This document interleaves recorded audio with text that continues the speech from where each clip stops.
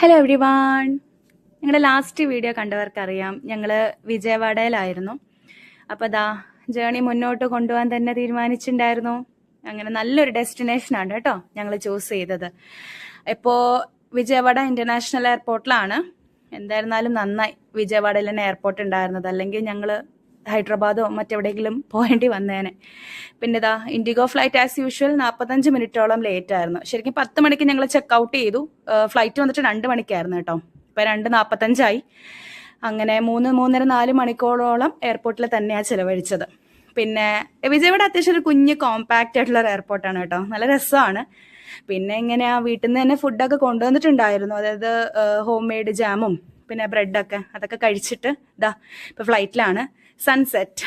പിന്നെ ഞങ്ങൾക്ക് window seat അല്ല കേട്ടോ കിട്ടിയത്, മിഡിലും മെയ്സിലും ആയിരുന്നു. പക്ഷേ വിൻഡോ സീറ്റിൽ ആരും ഇല്ലാത്തതുകൊണ്ട് ഞങ്ങൾ നൈസായിട്ട് വിൻഡോ സീറ്റിലോട്ട് മൂവ് ആയി. എനിവേ പൈസ കൊടുക്കാണ്ട് തന്നെ വിൻഡോ സീറ്റും കിട്ടി. ഡൽഹി എത്തി. അപ്പോൾ ബൈ.